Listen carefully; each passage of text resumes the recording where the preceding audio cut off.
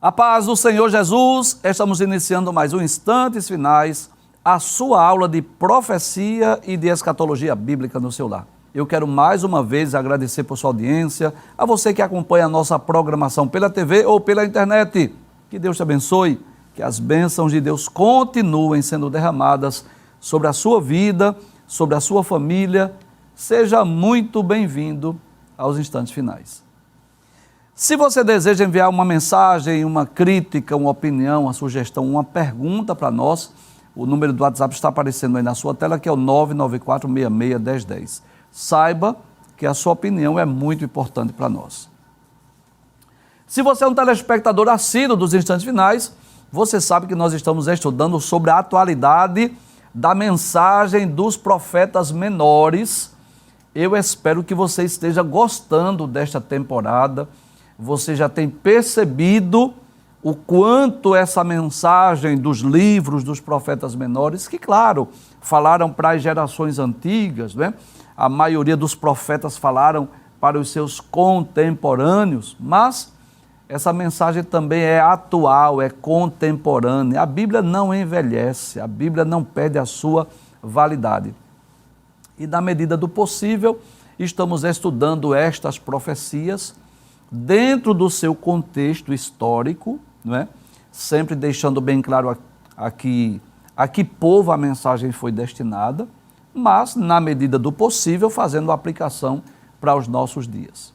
Nós já estudamos as profecias de diversos profetas menores. Vamos relembrar? Nós estudamos as profecias de Oséias, Joel, Amós, Obadias, Jonas, Miqueias, Naum, Abacuque, e hoje vamos começar com a mensagem, a atualidade da mensagem do profeta Sofonias, que é o único profeta menor pertencente à família real, né? Nós vamos perceber que Sofonias, ele era de uma linhagem real, ele era filho de Cuse, tataraneto de Ezequias, e profetizou durante o reinado de Josias, que era rei de Judá. Josias reinou mais ou menos entre os anos 640 a 609 a.C. Isso nos lembra também que Sofonias ele foi contemporâneo do profeta Jeremias, né? Porque ambos, tanto Jeremias quanto Sofonias, eles profetizaram durante o reinado de Josias. A diferença é que Sofonias profetizou no início do reinado de Josias e Jeremias profetizou no final do reinado de Josias. Eu posso dizer que Josias, que foi um dos melhores reis de Judá, responsável em trazer grandes reformas em Judá e Jerusalém, Josias ele foi influenciado tanto pela profecia de Sofonias, como também pela profecia de Jeremias. E hoje nós vamos estudar sobre Sofonias, mas deixa eu trazer aqui algumas informações que eu considero importantes, não é? Primeiro, o significado do nome Sofonias, que significa Jeová esconde. O tema do livro é O Dia do Senhor. Ele foi escrito mais ou menos do ano 630 a.C. e os seus destinatários principais foi o Reino do Sul, Judá e Jerusalém.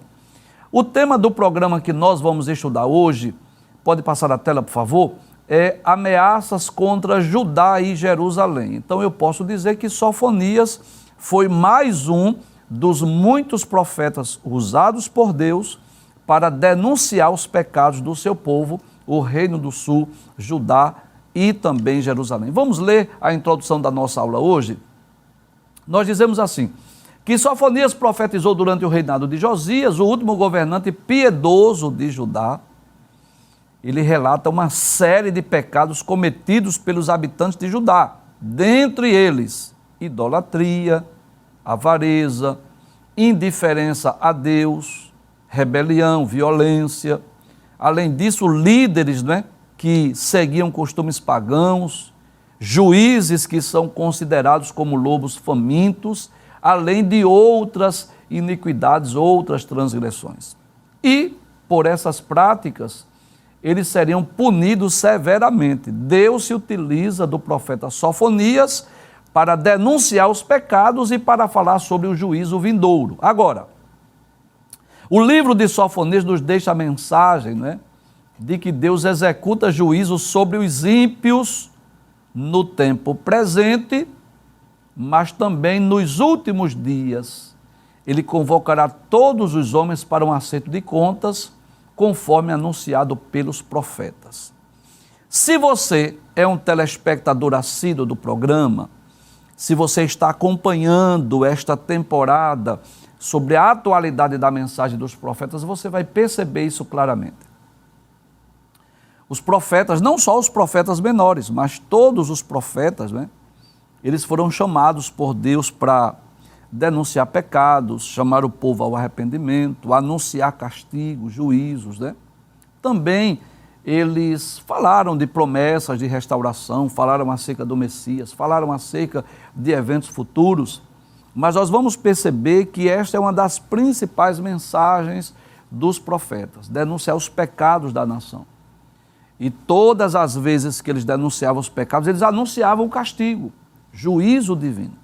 E nós vamos perceber no livro de Sofonias que esse juízo, esse castigo, tanto serviu para aquela geração, que foram punidos através de Babilônia. Lembra do livro de Abacuque, que nós estudamos recentemente, semana passada, em que Abacuque disse que Deus iria punir o povo judeu através de Babilônia. Isso ocorreu no passado. Mas há também um aspecto futuro desse juízo, desse castigo, que é chamado de Dia do Senhor. Você sabe disso, mas eu quero relembrar. Existem profecias que são chamadas, descritas ou denominadas de profecias de dupla referência. Há profecias que falaram de um tempo presente e de um tempo futuro. Quer que eu dê um exemplo? Por exemplo, Mateus capítulo 24. Em certo aspecto, aquelas profecias se cumpriram lá nos primórdios da era cristã, quando Jerusalém foi invadida, não é? Lembra do que Jesus disse acerca do templo? Não ficará aqui pedra sobre pedra que não seja derribada? Ora, isso já se cumpriu. Mas existe, ainda no mesmo texto de Mateus capítulo 24, profecias que vão se cumprir no futuro, no período sombrio da grande tribulação. Quer que eu dê outro exemplo? Ezequiel 37. Aquela visão do vale de ossos secos. Aquilo tem 2 ou 3 períodos de cumprimento. Porque, em certo aspecto, aquela profecia se cumpriu nos dias de Zorobabel, Esdras e Neemias. Mas isso também fala do futuro, né? Ou seja, do que ocorreu em maio de 1948, quando Israel voltou a ser uma nação. Então, essa profecia que nós vamos estudar hoje, ela tem também essa dupla referência. Há um juízo imediato, Deus está prometendo castigar, punir o povo judeu, e isso já ocorreu no passado, nos dias de Jeremias, por exemplo, nos dias de Daniel, de Ezequiel, que foram levados para a Babilônia. Mas há um aspecto futuro ainda, que terá o seu cumprimento no período sombrio da grande tribulação. Se você estiver com a sua Bíblia, eu quero só relembrar que o livro de Sofonias também tem apenas 3 capítulos e o primeiro capítulo vai falar exatamente sobre o tema do programa hoje, ameaças contra Judá e Jerusalém, e fala sobre o dia do Senhor.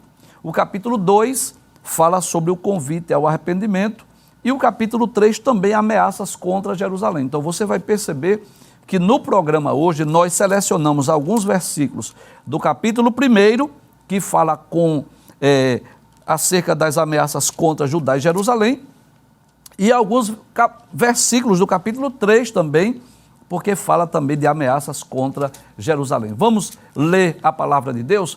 Vejamos o que diz capítulo 1, versículo 1 do livro de Sofonias. Diz assim: palavra do Senhor, olha, eu quero chamar a atenção desta frase que você já sabe, você já conhece.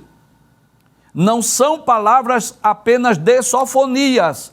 Sofonias foi o profeta, Sofonias foi o mensageiro, Sofonias foi o escritor, mas as palavras não são dele. Ele diz palavra do Senhor, que veio a Sofonias.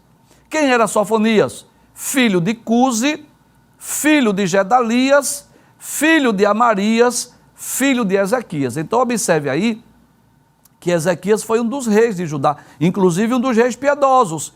Por isso que nós dissemos no início do programa que o profeta Sofonias é da linhagem real. Ele fazia parte daquela linhagem de onde procederam os reis. Só que ele não foi chamado para ser rei, ele foi chamado para ser profeta. E que dias ele profetizou? Nos dias de Josias, que era filho de Amon, rei de Judá. Então, nós vamos perceber que Sofonias, mesmo sendo, traz a tela, glória a Deus, porque a gente está fazendo, não é atualidade, fazendo uma aplicação, lendo a Bíblia Sagrada, nós vamos perceber isso. Glória a Deus. Que Deus chama pessoas de diversas classes sociais. Deus chamou pessoas da linhagem real. Olha que coisa interessante. Pessoas da linhagem real para ser profeta, como é o caso de Sofonias. Mas Deus também chamou pessoas simples, como João Batista, como Elias, né? Como Eliseu e outros, né? Pessoas simples. Então, a classe social, o poder aquisitivo, não dificulta a questão do chamado divino, né? Não vai impedir o chamado divino, é isso que eu queria dizer. Deus chama quem Ele quer. E aprove a Deus chamar alguém lá da família real para profetizar, para ser profeta. E qual é a mensagem introdutória do livro de Sofonias? Passa a tela, por gentileza. Aí observe que nos versículos 2 e 3, ele já traz uma mensagem de juízo, uma mensagem condenatória, uma mensagem de castigo. O que é que Deus diz através de Sofonias? Certamente consumirei todas as coisas sobre a face da terra, diz o Senhor. É Deus que está dizendo: eu vou consumir, eu vou destruir. Consumirei as pessoas e os animais, consumirei as aves do céu, os peixes do mar e as ofensas com os ímpios, e exterminarei os seres humanos da face da terra. Olha que coisa interessante. Esse texto aí é um destes que eu falei, que tem uma dupla referência. Pode trazer a tela, por favor. Em certo aspecto, esta profecia estava falando de quem? Do povo de Judá, do povo de Jerusalém, e já cumpriu-se essa profecia. Nos dias de Daniel, de Sadraque, Mesaque, Abednego, Ezequiel, você sabe disso, que Deus permitiu que Nabucodonosor invadisse Jerusalém, levasse o povo judeu lá para a Babilônia. Você sabe disso. Em certo aspecto, essa profecia já se cumpriu do passado. Agora, há um aspecto ainda futuro. Há um aspecto ainda escatológico, que terá o seu cumprimento no período sombrio da grande tribulação. Então, o que é que eu posso aprender não só com a mensagem de Sofonias, mas com os livros proféticos? É que Deus, Ele é longânimo, misericordioso, porém, Deus é justo. E no tempo determinado, no tempo oportuno, Ele exerce juízo, Ele castiga. Nós vivemos numa sociedade em que as pessoas estão supervalorizando um atributo divino que é o amor, em detrimento de outros atributos como a sua justiça, por exemplo. Então eu gostaria de deixar bem claro que os atributos de Deus são equiparados, são equivalentes. Deus não tem um atributo que seja maior ou mais elevado do que outro, não. Os atributos de Deus são iguais, são equivalentes. Então, a história bíblica nos mostra isso.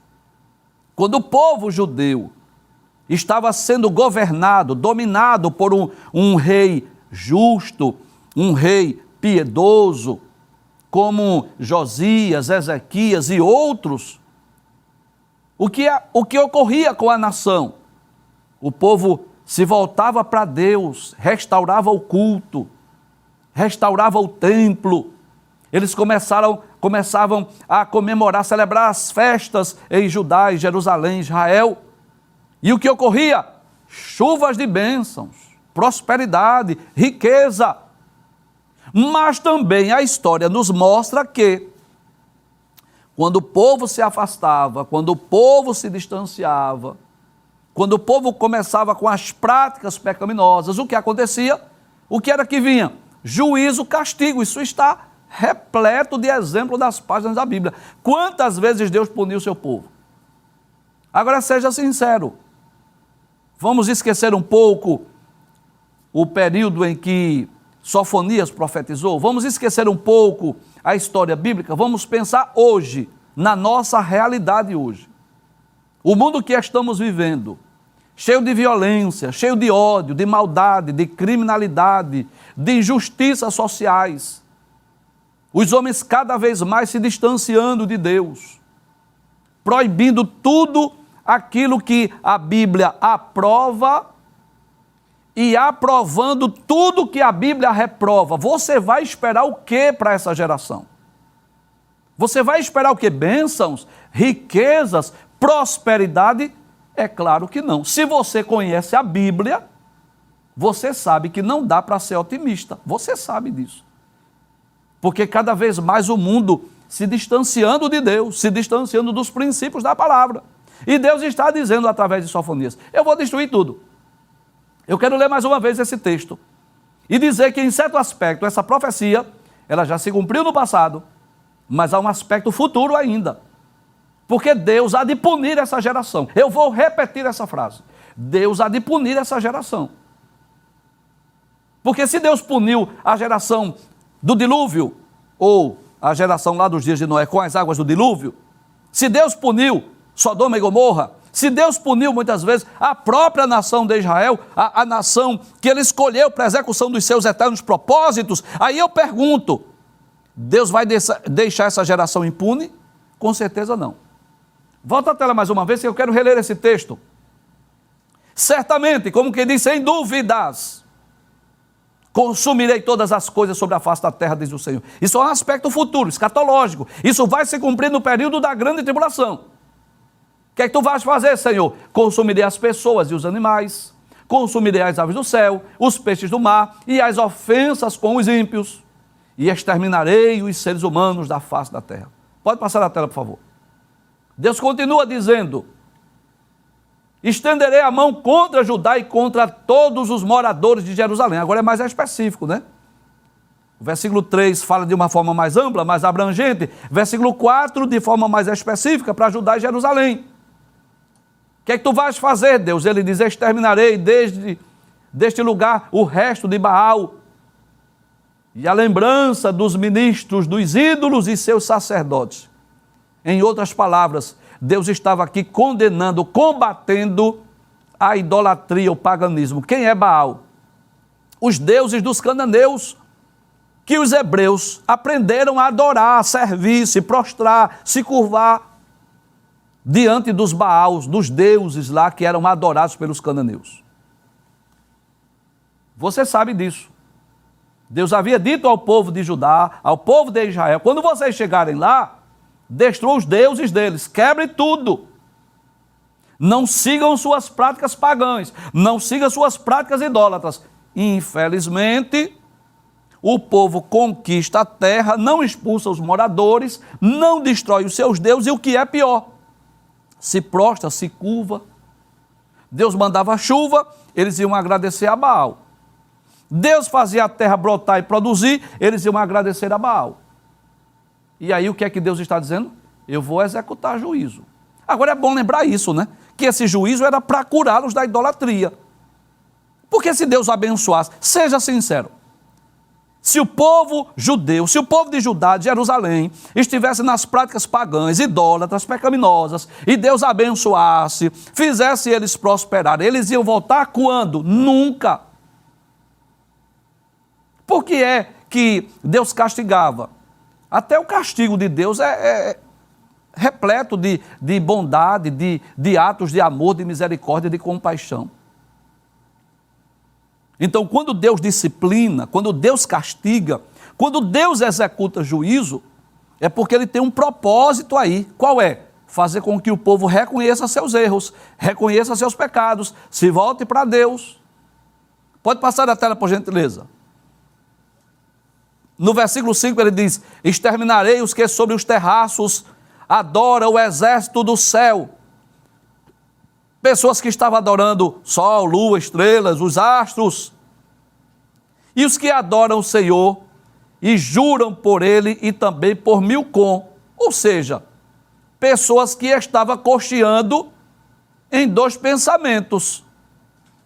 Tanto adoravam ao Senhor, quanto também adoravam a Milcom, que era uma divindade, um deus lá dos amonitas. Aí Deus estava repreendendo o povo, porque Deus quer exclusividade. Deus não dá a sua glória para outro. Deus deve ser o único a ser adorado. Ele deixa isso bem claro lá no Decálogo. Não terás outros deuses diante de mim. E o que era que estava ocorrendo? Tinha pessoas assim: adora a Deus e adora a Milcom. Adora a Deus e adora os ídolos. Deus disse assim: eu vou castigar vocês, porque vocês estão aí cocheando entre dois pensamentos. Vocês estão me adorando, mas ao mesmo tempo adorando as divindades. Pode passar o texto, por favor? Aí Deus diz assim, olha, vê o que Deus vai fazer.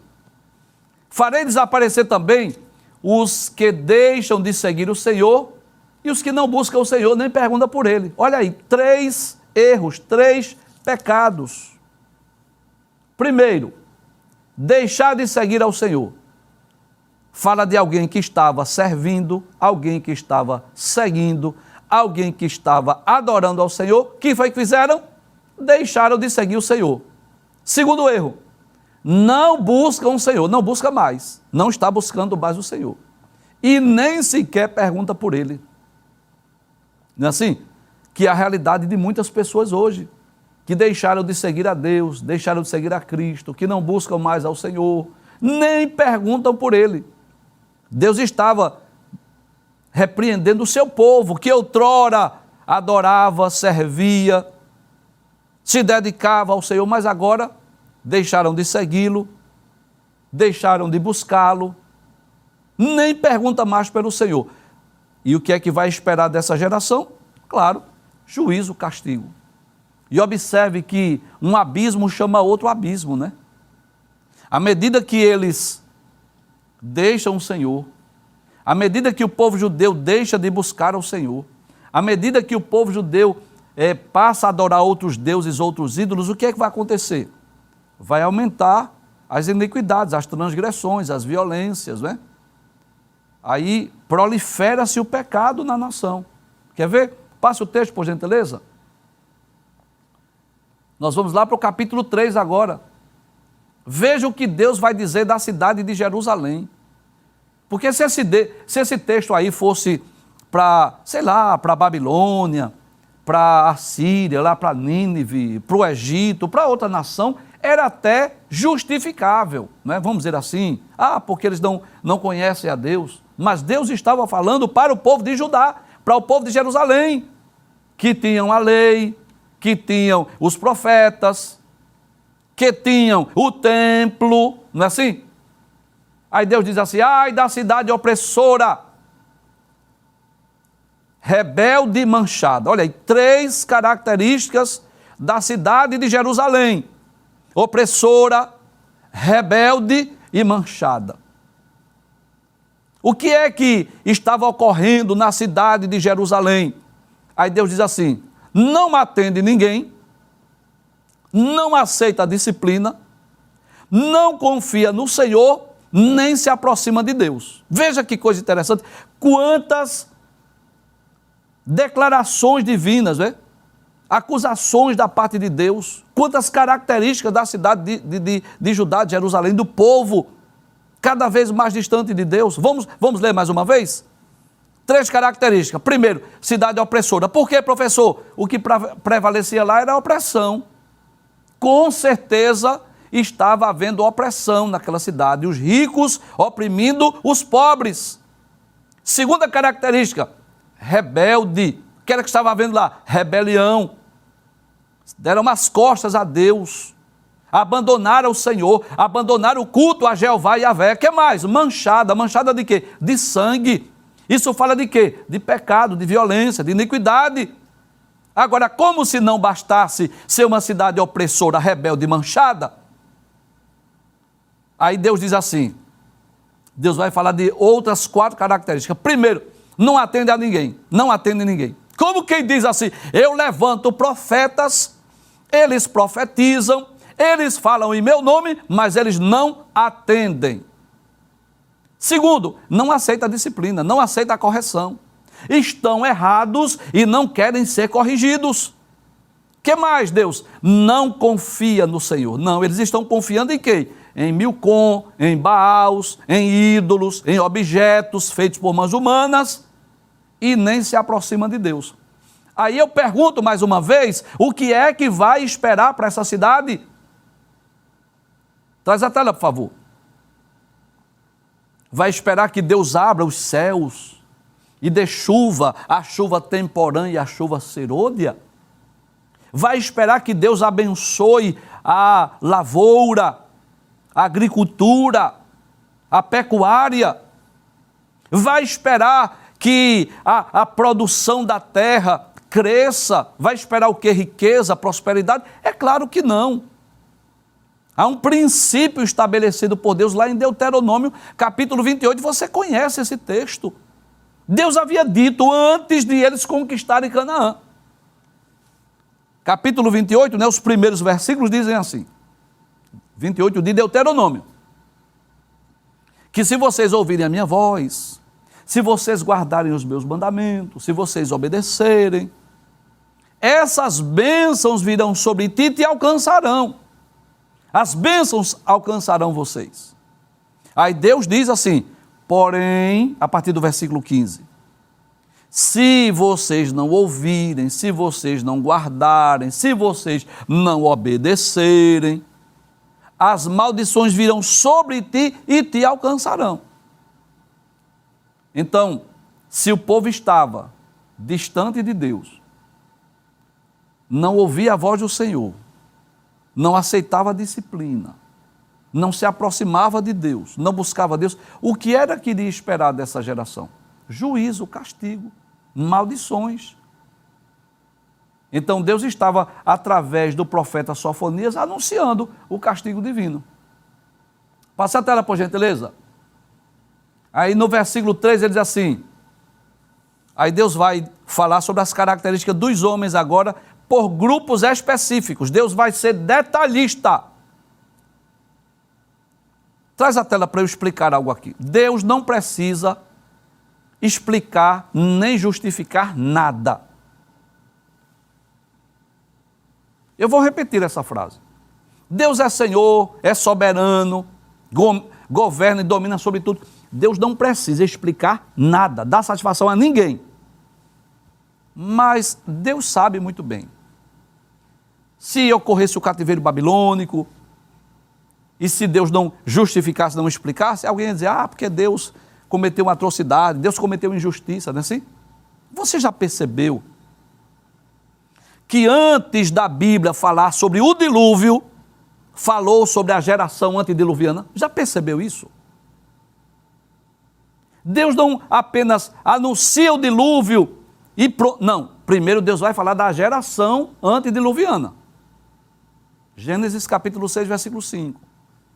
Que toda a imaginação dos pensamentos do coração do homem era somar continuamente. Já percebeu isso? Você já percebeu que antes de Deus destruir Sodoma e Gomorra com fogo, Deus primeiro falou quem eram os sodomitas? Gênesis capítulo 13, versículo 13, diz que eles eram grandes pecadores. E quando ocorreu o cativeiro assírio e babilônico, Deus também anuncia. Não é que ele precisa anunciar, não é que ele precisa nos dizer nada, que ele é Senhor, é soberano, mas esse eu vou explicar. Aí Deus fala das características de Jerusalém, né? Cidade manchada, cidade cheia de pecado, de iniquidade, transgressão, não ouvia a sua voz, não se aproximava de Deus, enfim. Agora Deus vai falar de grupos específicos. Veja o que ele vai dizer. Os seus príncipes. Falando de quem? dos reis, da liderança política, religiosa, política primeiro. Quem são? São leões rugidores no meio dela, ferozes, que estão em busca de presas, não é assim? Que estão tirando proveito daqueles menos favorecidos. E os juízes, aqueles que decretam sentenças, aqueles que deveriam agir de forma honesta, de forma justa. Como é que eles são, Deus? A quem tu compara? Eu comparo como lobos do anoitecer. Glória a Deus. Que não deixam os ossos para serem roídos no dia seguinte. Gananciosos, avarentos. Observe que Deus vai falar que os juízes, né, que deveriam agir com justiça, deveriam agir de forma honesta e correta lá nos tribunais. Mas como é que eles eram, Senhor, os juízes? Eu vou comparar ele como lobos do anoitecer. Gananciosos, que não deixam os ossos para o dia seguinte, não.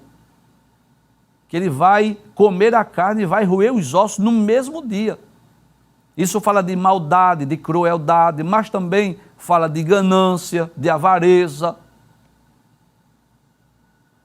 Seja sincero. Pode trazer a tela. Não é uma realidade no mundo hoje? Porque quando a gente lê a mensagem dos profetas, parece que ele escreveu essa mensagem hoje. Parece que esse texto foi... Não parece que faz 2.600 anos que o livro de Sofonias foi escrito. Não, parece que foi escrito hoje. E eu posso dizer que parece até que ele não está falando de Judá e de Jerusalém. Ele está falando de nações contemporâneas nossas. Passe o texto, por gentileza, para nós continuarmos. Aí Deus continua dizendo assim, e os profetas? Os profetas são levianos e falsos.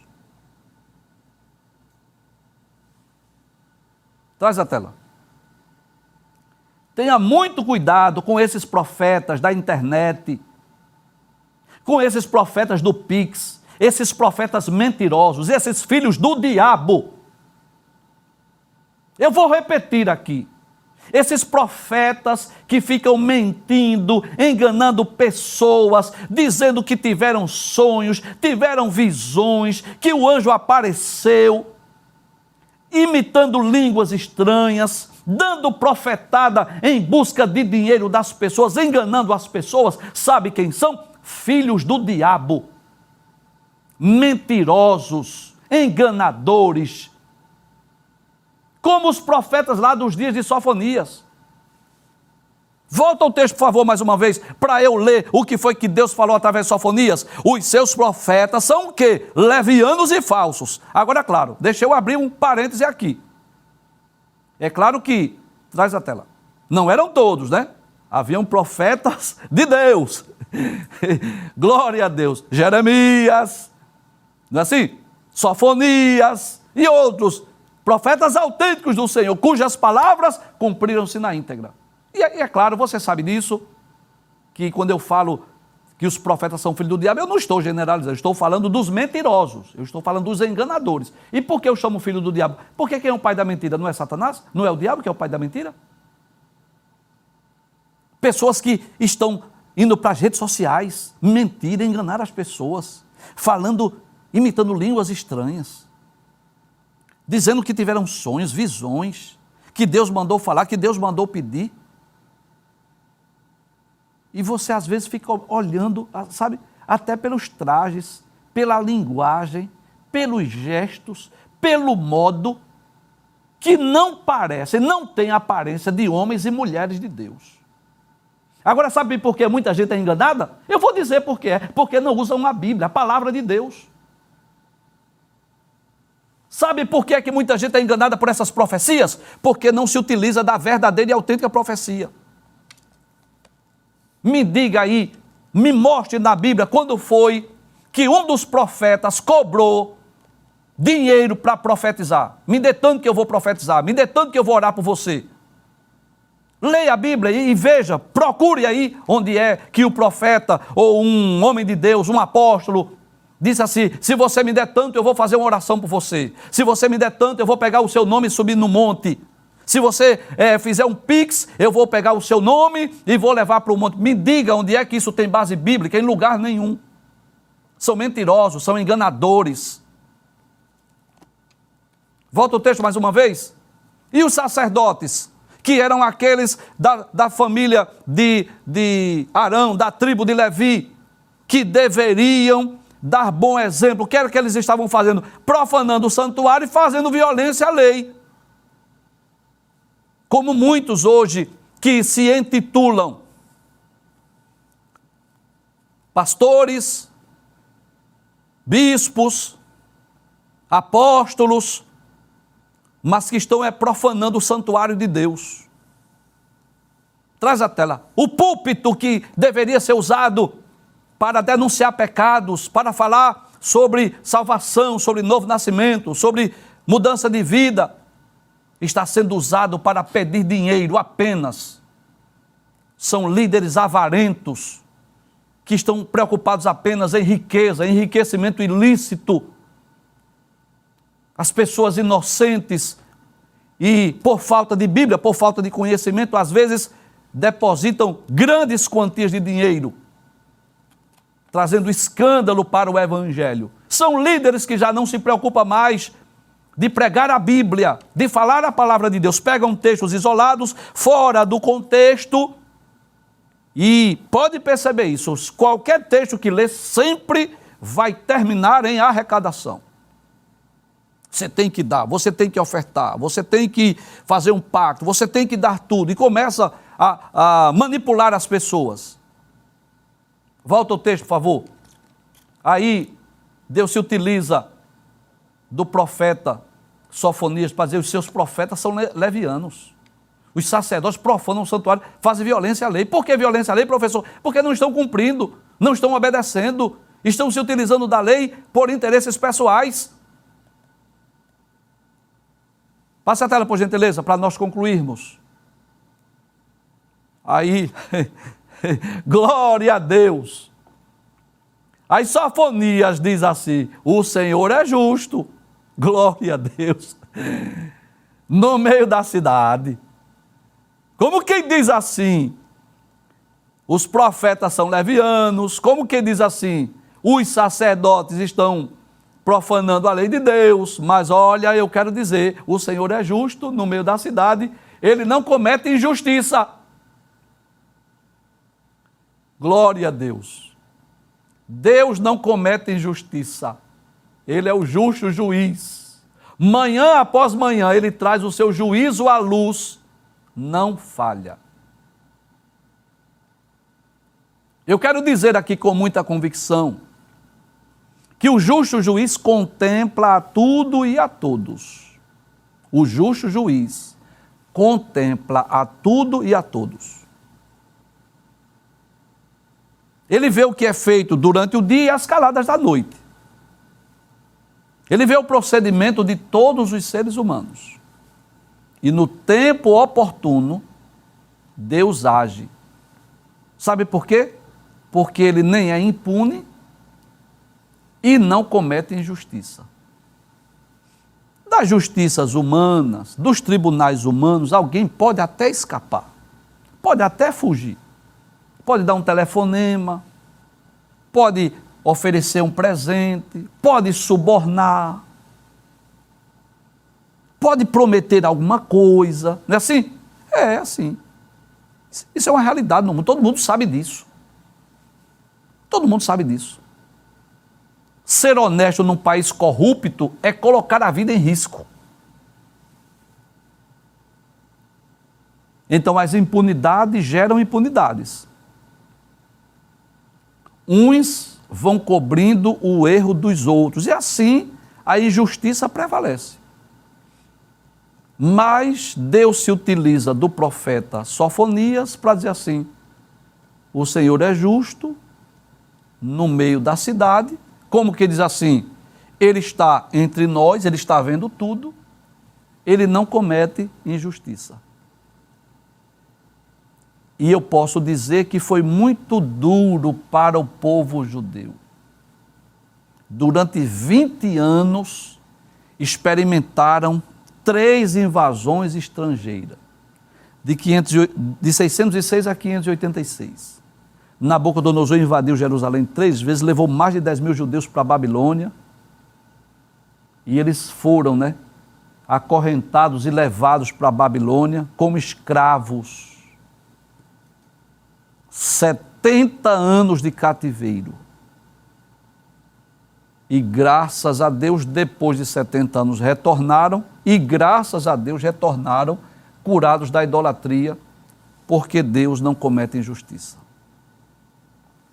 E eu quero terminar o programa deixando bem claro aqui. Deus não poupou a geração do dilúvio, Deus não poupou os sodomitas, o povo de Sodoma e Gomorra, Deus não poupou o povo judeu, nem do reino do norte, nem do reino do sul. O povo de Israel, nem do reino do norte, nem do reino do sul. Eles experimentaram o castigo divino. E essa geração também há de experimentar o juízo de Deus, porque Deus não comete injustiça.